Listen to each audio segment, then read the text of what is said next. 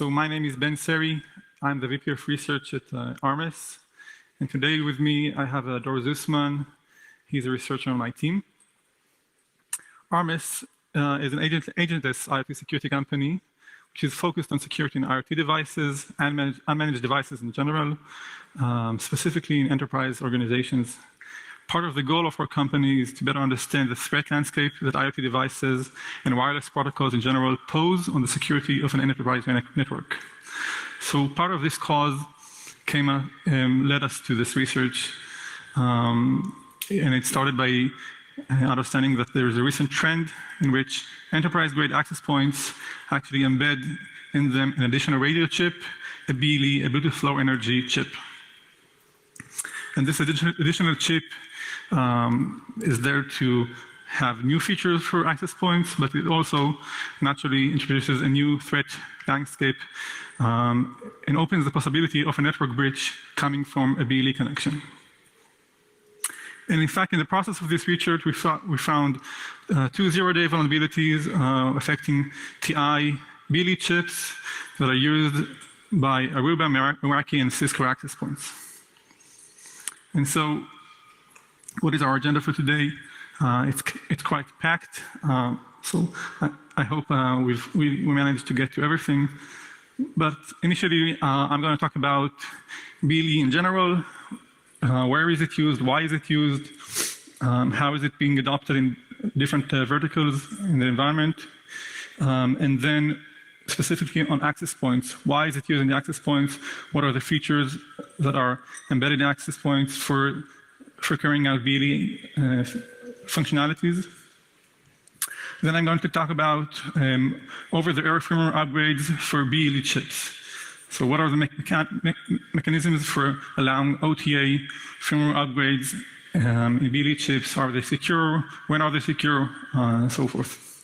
And then we're going to discuss the two vulnerabilities that I mentioned.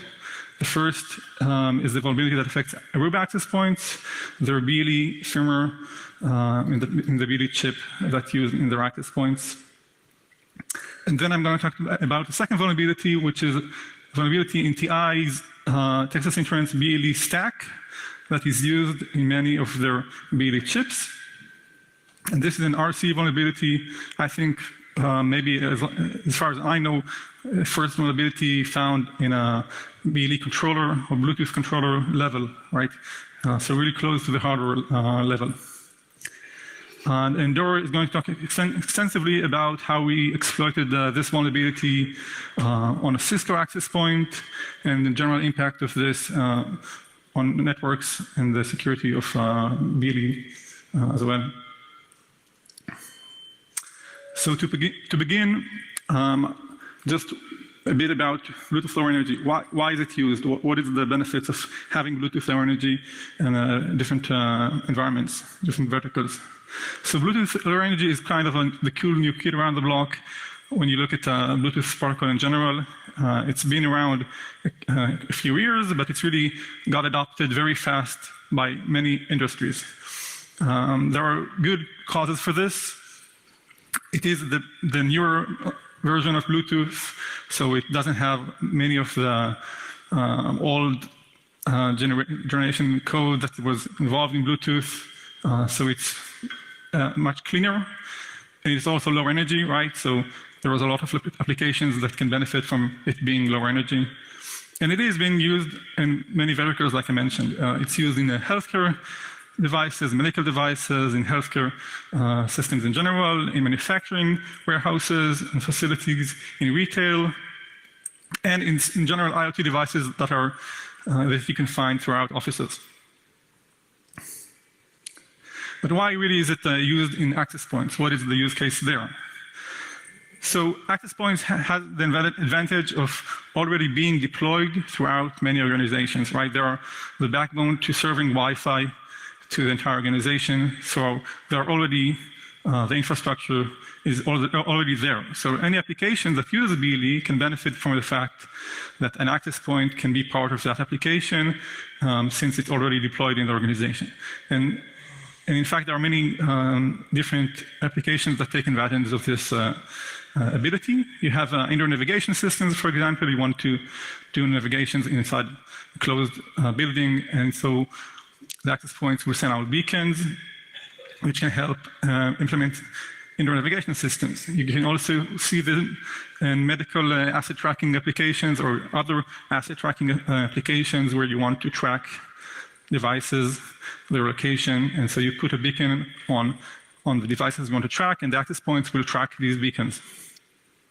Retailers also use BLE for customer tracking, or what we also look at as spying on their customers in some sense. This allows them to engage with customers, right, and to know if some specific person entered the shopping mall or something, and now we can show him a specific advertisement or something. And then you have the last use case that's getting traction also in recent years is the use of smart sensors, mainly in manufacturing, but others have it as well.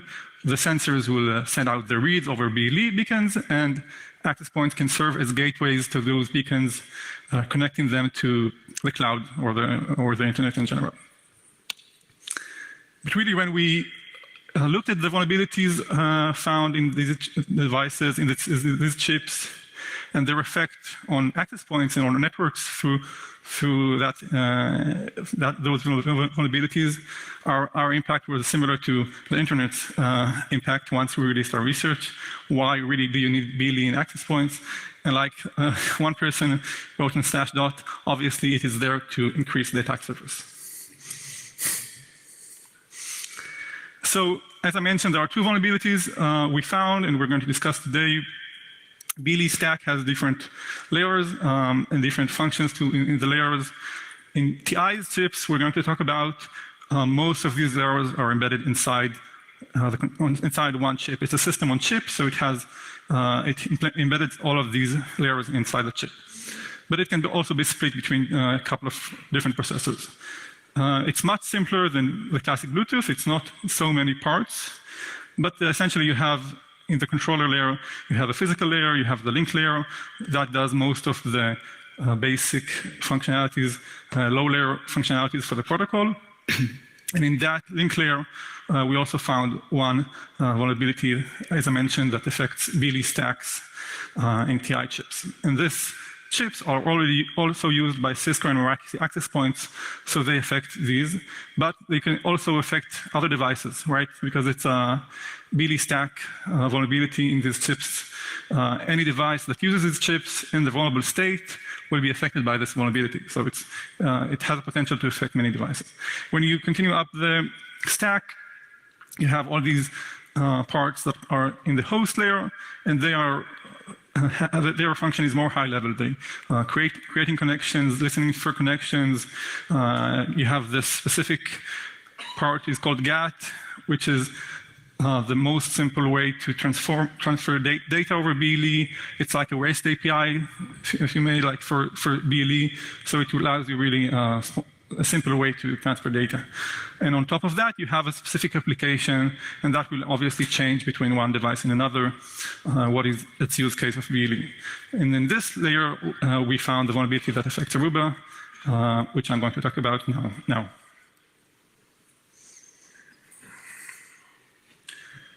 So when you look at over-the-air solutions for firmware upgrades in BLE chips, so these chips are standalone devices, right? You don't have any other communication channel other than BLE.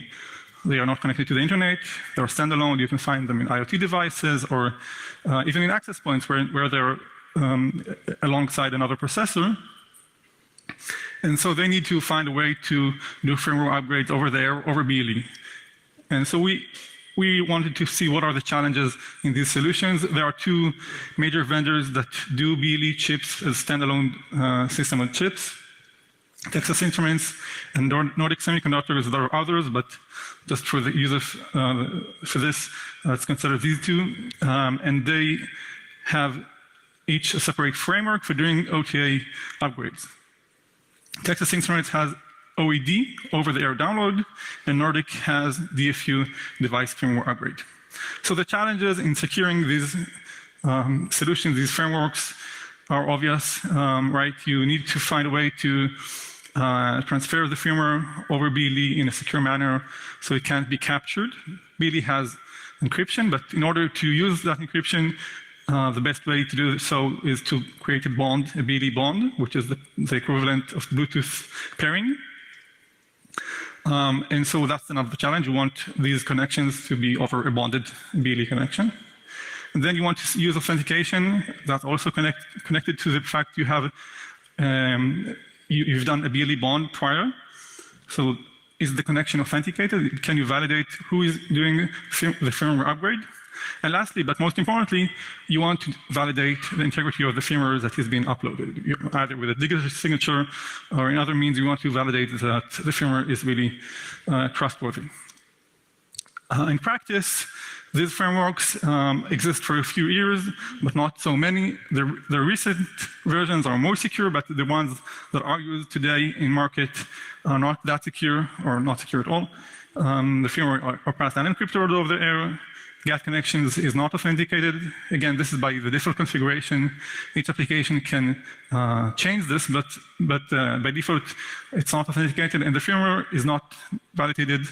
Or if it is validated, it uses a weak cryptographic signature that can be abused. So when we looked at an Aruba access point, we wanted to understand what is the attack surface here.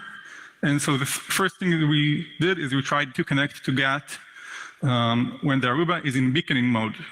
So an access point has different modes when it's using the BLE functionalities, but the most basic one is using a beaconing mode. It just sends out a specific unique identifier over advertising packets. But to our surprise, even in that mode, the GATT was still open and we can connect to it and see the services that this device exposes. More interesting was the specific unique identifier, which is TI's OED service. So it seems there is just maybe the ability to upload firmware to this BLE chip over OED. A bit about OED in general, just to understand the mechanics of it. It's pretty simple. You have a user, there is a device you want to upload its firmware to it. The first thing is initiating a GATT connection, and then you can send an image identify message, a simple message with a firmware header in it. And if that firmware is in the correct version or something pretty simple, the device will acknowledge it by sending an image block request, which will then follow an image block message sent from the user to the device containing a chunk of the firmware. And this will continue, this process for sending chunks of the firmware will be in a loop until all chunks have been sent, at which point the device will reboot into the new firmware. So very straightforward.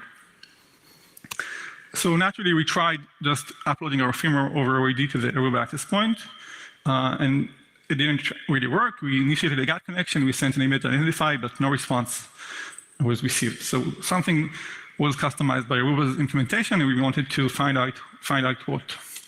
So the logical next step, let's open this up, let's hook up the debugger and dump the firmware. And in fact, when looking at this function that does the OED functionalities in the firmware, we noticed there is an additional call to memcompare here. So maybe Aruba added, like I mentioned, something custom that validates an OED in some sense. When you look at TI's OED function, this function receives any GATT write request and then dispatches them to specific functions. So it's very simple. You compare the unique identifier that's being written right now to the image identifies UID. And if it is so, you can call the function that handles that message. And if you find it to be equal to another value for the image block message, you can call that function that handles that message. So it's very straightforward. In Aruba's implementation, like I said, we found that there is an additional code here. And zooming in on the memcompares that I talked about before, there is just 2 more memcompares or 3 more memcompares here that validate another unique identifier. And if you write a specific unique identifier of the OED unlock UID, with a specific value, with the OED cookie, then that unlocks a specific global state, is already unlocked. And if you do this with another value, that unlocks another state. And this is some pseudocode of the function that we reverse engineered before. So obviously, Aruba added and hard-coded password to their implementation. It is not meow 1, 2, 3, 4, but it's not a good solution either way. And so really what this is the ability to upload firmware over BLE on an unauthenticated connection using this hard-coded password, and then you can have your own malicious code on this BLE chip.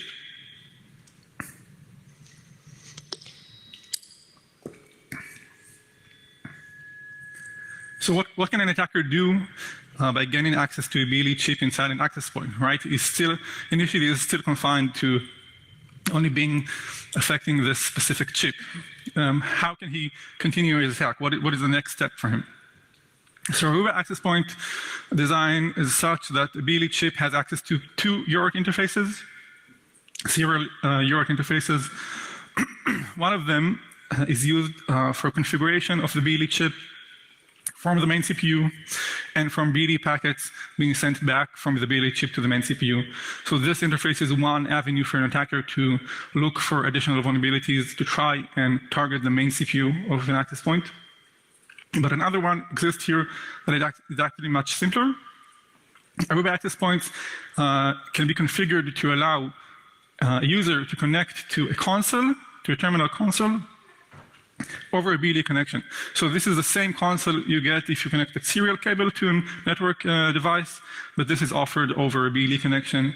And this could be useful in some scenarios where the access point needs to be configured, for network configurations, but it's not physically accessible. It's way up in the ceiling or something. So this feature is implemented by the fact that the UART interface between the console and the main CPU is shared with the BLE chip. So the BLE chip may be able to use this interface by an attacker and get access to that shell interface. And this shell interface exposes a few commands. You can configure the network configurations of an access point. You can even send packets within the network. It can be password protected, but it actually can also be not password protected. It's not a must, and that password can also potentially be brute forced. So it's not a hard security solution. So how would an attack with BLEEDINGBIT look like? How would it be carried out? First, like I mentioned, you can upload the firmware to a BLE chip using the hard-coded passwords. Then the attacker can use a firmware that gives him access to this console connection. Although this connection is configurable by the main CPU, the BLE chip is the one that carries out whether it's on or off. So once you're on that chip, you can make it access that UART interface regardless. Looking at an entire network here, or zooming out a bit, an access point will generally have access to multiple segments, right? It could serve both a corporate network and a guest network, or maybe other segments. So gaining access to the main CPU of an access point can potentially lead an attacker to access all of these segments. If the network is connected to the internet, like many are, an attacker can also take advantage of this and create an outbound connection to a CNC server. And at that point, he no longer needs to be in the vicinity of the device that he's attacking. He doesn't need to use BLE. He can create a backdoor over that CNC connection, and then the attack can continue over the internet. Okay, so we wanted to see how an attack like this will work, and because we are also engineers and we like the idea of it, we decided to take the attack airborne, as you'd see in a minute.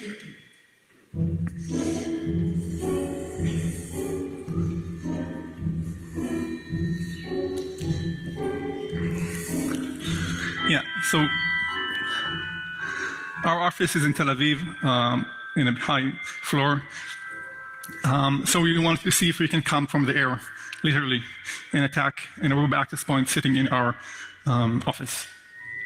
We installed an Ubuntu on an old Nexus 5. We attached it to a drone. I'm the hacker for this demonstration.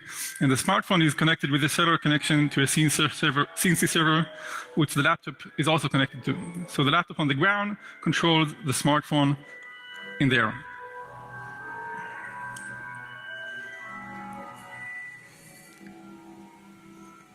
Yeah, so getting to the 27th floor was a bit of a challenge. And the Mavic didn't really like the added weight, but he managed.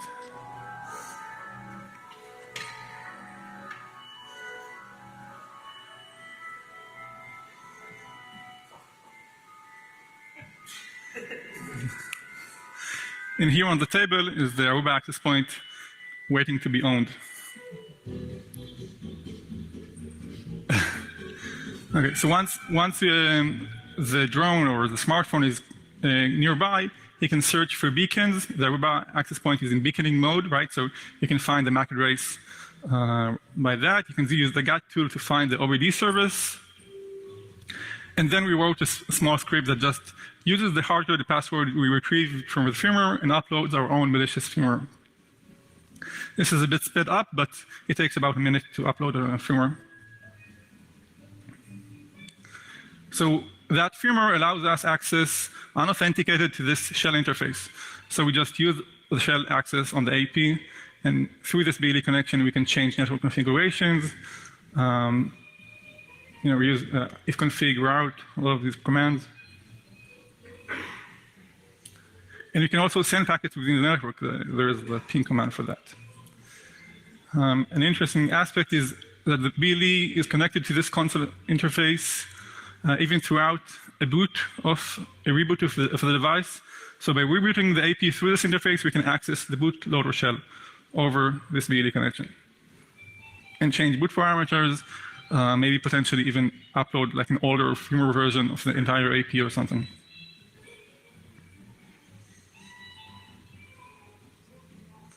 As I mentioned, if the attacker does achieve code execution on the main CPU, he can create an outbound connection, and then the vicinity of the drone is no longer needed.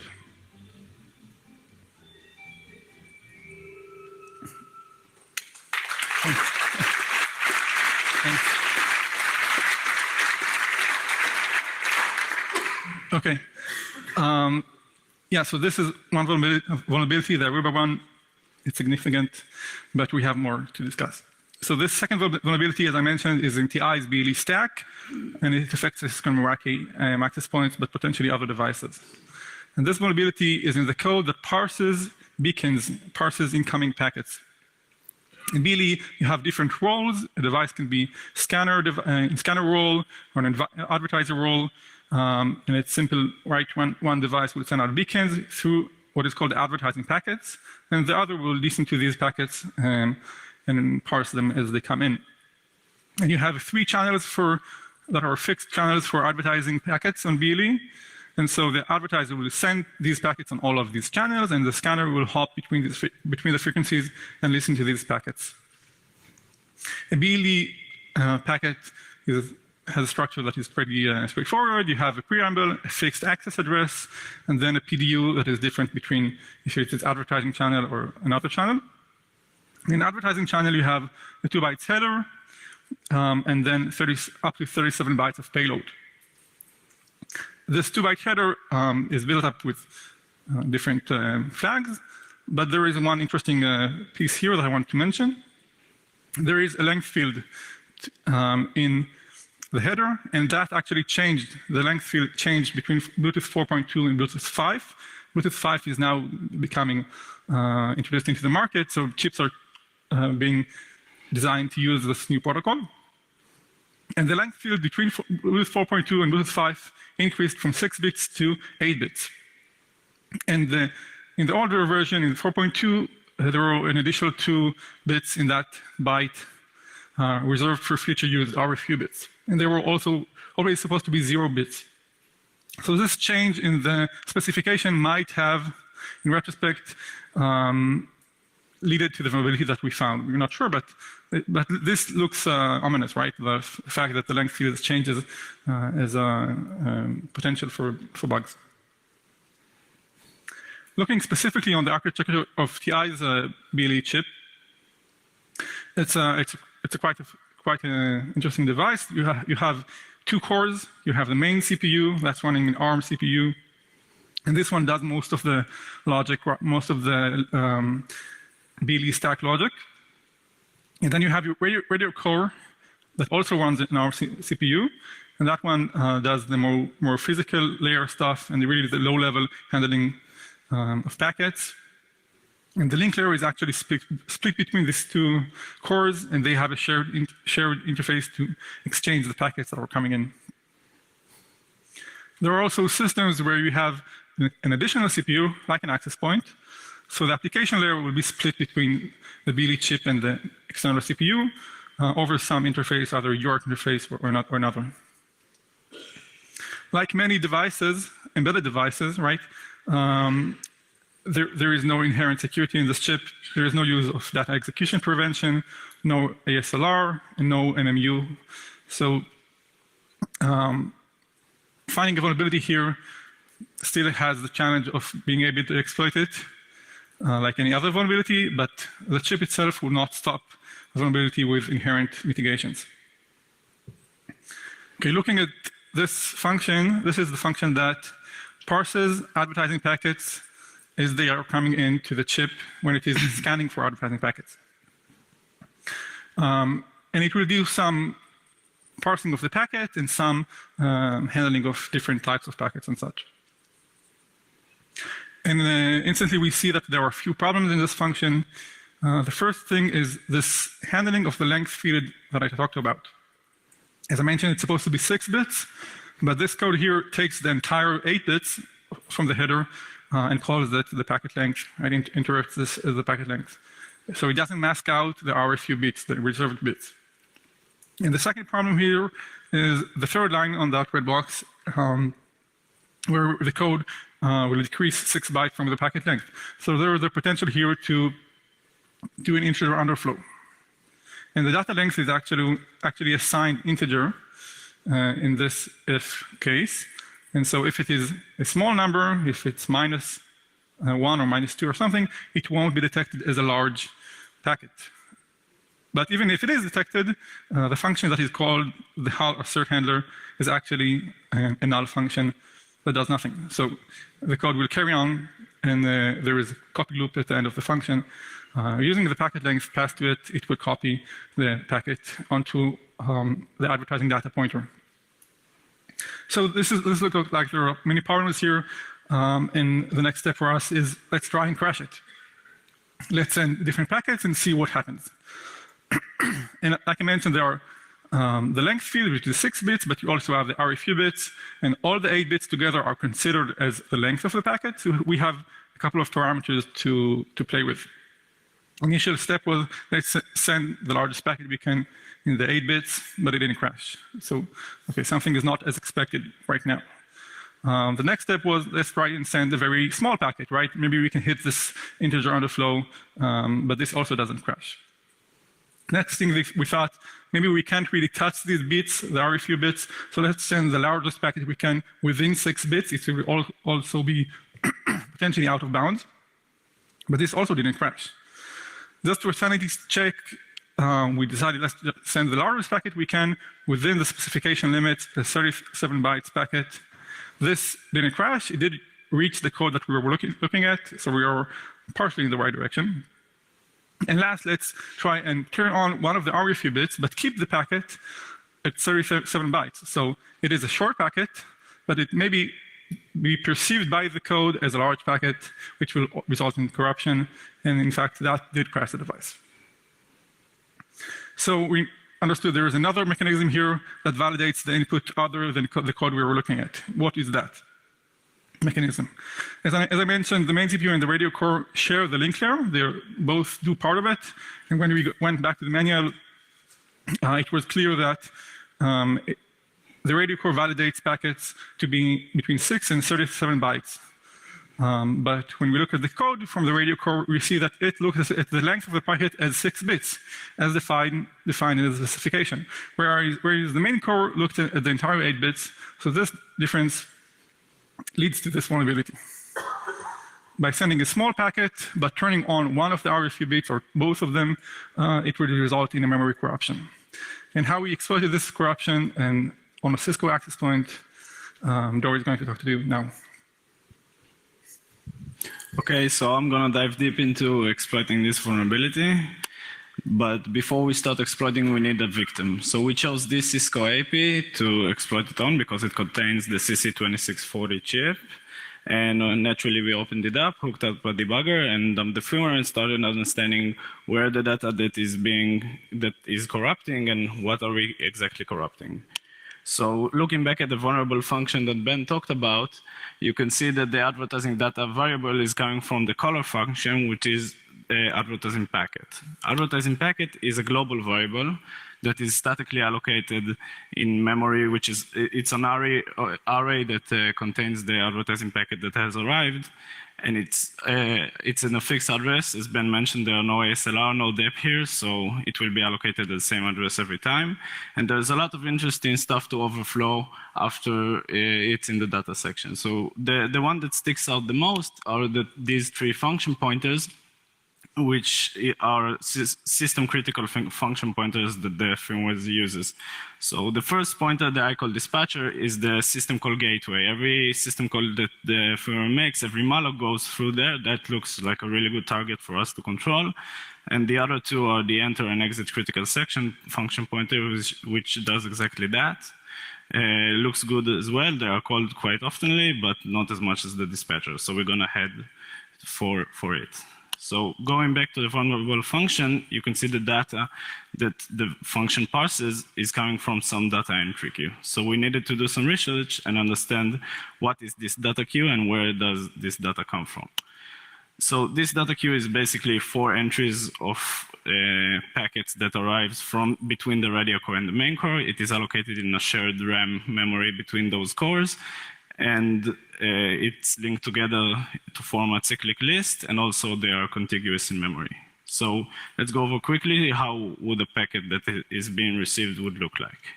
So the radio core and the main core starts off at the start of this list.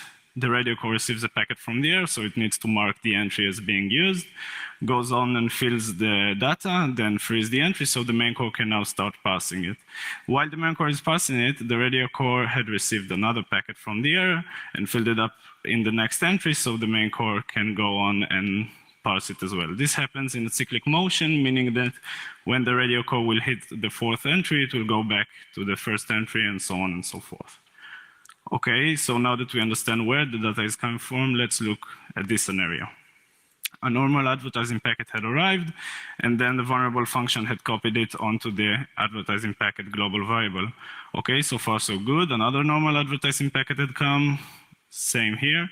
But now a triggering packet had arrived, meaning that we have turned on 1 or 2 of the RFU bits inside those packets, but it's in the legitimate length. And now an out-of-bounds copy will be initiated inside this function, and we can see that the data that resides inside entry number 3 will be copied onto the iCall pointers that we would like to control. Okay, so this gives us a little bit of hint of where will the data that we want to control will be held. If this happens in the 2nd entry, then the 4th entry will be copied onto the iCall pointers, but what happens if we trigger from the 3rd or the 4th entry? We copy data from after the data entry queue, which we cannot hope to control, and this puts this form of exploitation at 50% success rate. So now that we understand that we would like to control data entries that are not the triggering one, we need obviously to spray this data entry queue. So I'm going to go back a little bit about how BLE does its advertising. Basically, there are 3 advertising channels or frequencies which advertising packets are sent on, and the radio core is going to hop between them looking for advertising packets. So basically, if we want for the radio core to receive our spray packet every time, we're going to need to be on all 3 channels. Also, the radio core has a packet duplication mechanism that helps it prevent seeing duplicated packets, and basically it validates that it hadn't seen this packet from the same sender, from the same MAC address. So basically, we're just going to randomize every MAC address of the packet, and then we will easily circumvent this mechanism. So now that we understand how we're going to spray, we're basically just going to spray packets that hold our desired ICOL values that we would like to put on the ICOL pointers. And then after some time, we're going to trigger the overflow and do it again and again, hoping to fall into the right place inside the scanning process. So our strategy is as follows. We'll trigger the overflow from one entry while copying onto the ICOL pointers. And now we need to put meaningful values inside those ICOL pointers so we could execute code. So as Ben mentioned, we have no dep here, meaning we can execute data. And we know exactly where our overflow packet will be held because it's in advertising packet. So let's put this address inside ICOL dispatcher. And then when the next syscall is called, we'll just jump onto our packet and execute our packet. Sounds simple enough, but we have a lot of limitations on this exploitation. First, every advertising packet holds 37 bytes maximum of data. So we control the trigger packet and we control the spray packet, but spray packet has 3 ICOL pointers values it needs to hold. So we are left with 62 shellcode bytes that we can use in our exploitation. This is not a lot of bytes to maneuver within, but let's talk about the task at hand that we're going to need to do inside those 62 bytes. We're going to prevent future overflow crashes. I'm going to talk about it in a bit. We're going to install some sort of backdoor because we want to keep communicating with the chip and controlling it. And we're going to need to restore the chip state. Because we are running from a syscall that runs a packet, the system thinks we're kind of in a weird state, and we're going to need to restore its original state so it will keep scanning as usual. And we have corrupted a lot of data on our way to the ICOL pointers. Basically, 109 bytes of corrupted data that was written by our overflow until we hit the ICOL pointers with our controlled values.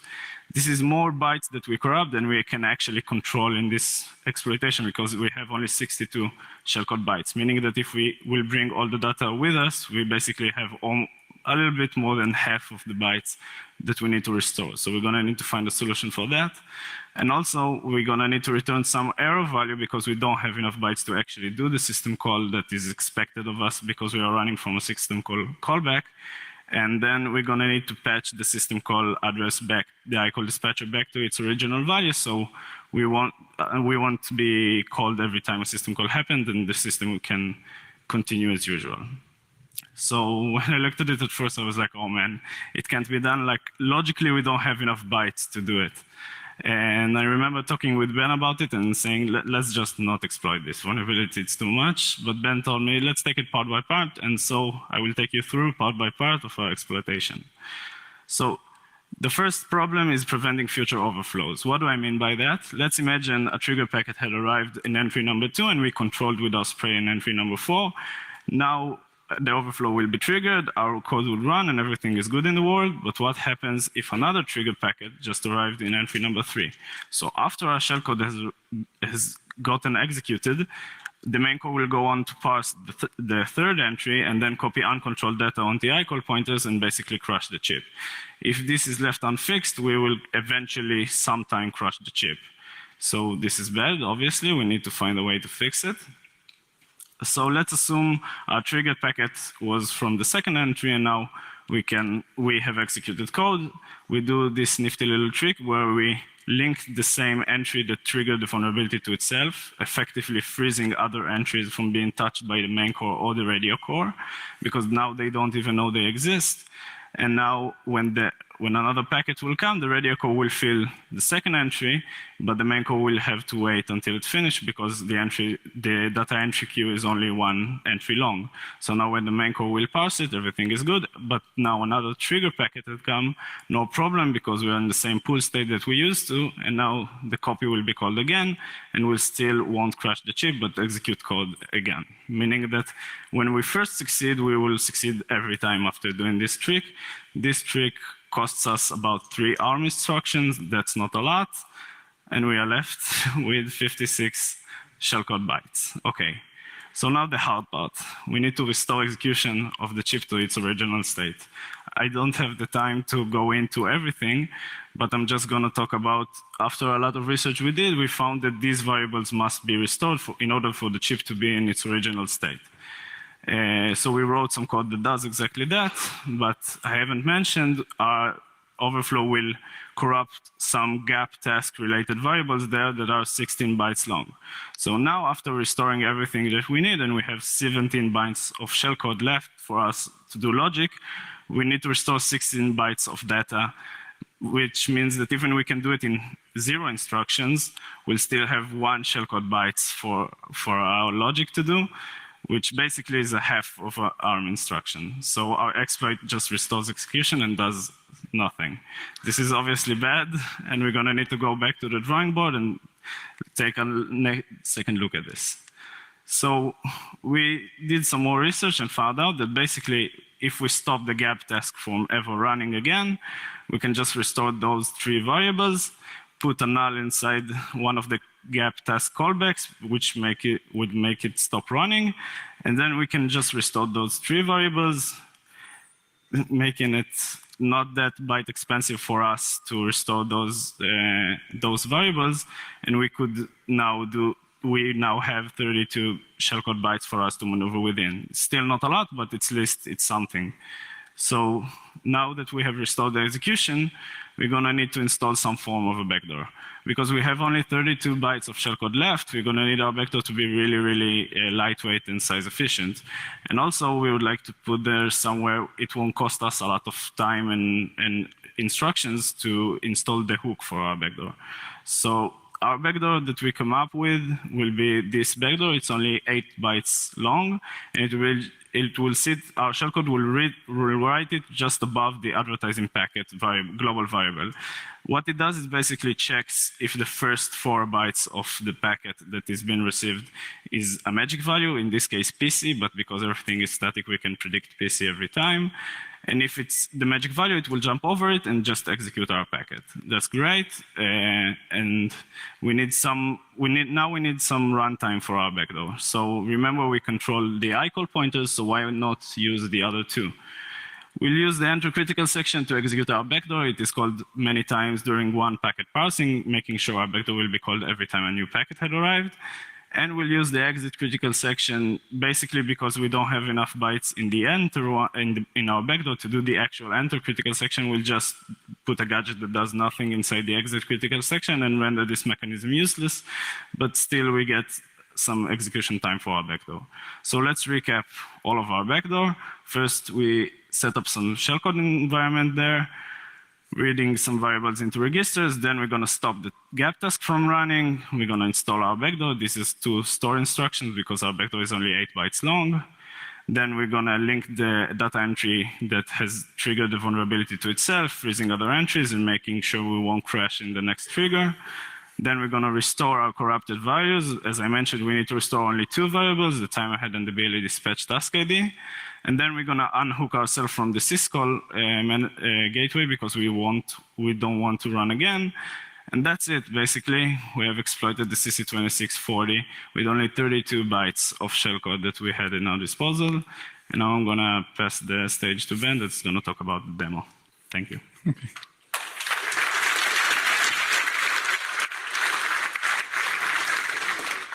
So we are, as you saw, it was quite challenging to achieve execution through this small bug, but eventually we did it. I'm going to show a short video on how this is exploited. So you have, again, the hacker. It controls a Raspberry Pi that is connected to an Ubuntu. That device can be used to send BD packets, custom packets. And this attacks a Cisco access point. On the right, we can see the attacker scanning for BLE beacons. When the attack is finished, we will see the targeted device beaconing a specific message, So on the left, we can see the attack going on. We send the spray packets, we send the trigger overflow, and now once we have a backdoor, we upload our specific beacon data onto the device using that backdoor. And we tell the chip to start advertising this malicious beacon. And you can see on the right, the AP is saying it has been owned, and an indication of compromise from the BD packets. So in that state, any device nearby that scans from BD beacons, like my smartphone, we'll show that, in fact, the BLE beacon is saying your APs belong to us. belong to us.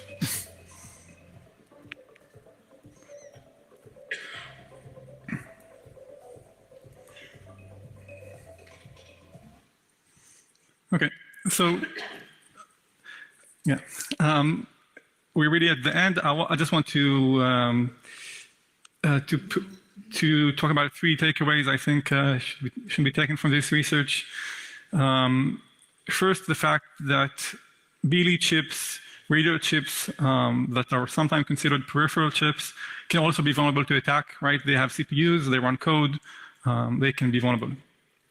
If they are vulnerable, this can lead to something greater. This can lead, in an access point environment, for example, to a network breach. So you can start for something very small like a BLE chip, but this can go on and then target an entire network. And third, the fact is that access points and network infrastructure devices in general are practically also unmanaged devices. The BLE chip inside the access point is not managed, right? The access point itself is just a device that serves Wi-Fi. It doesn't have an agent on it. It doesn't have too much inherent security. So in the global, like zooming out from the bits that we talked about into the general picture, obviously this is a threat landscape that should be looked at. We have a white paper that details all of what we talked about in detail on our website. And all the affected devices and vulnerabilities. Obviously, we did a security disclosure process, which I haven't talked about, but it's also detailed in this website. And I think we have like 3 minutes for questions if anybody wants to ask.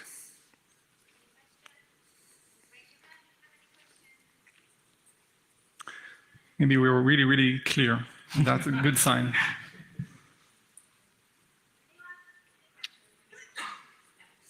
Right. Thank you very much.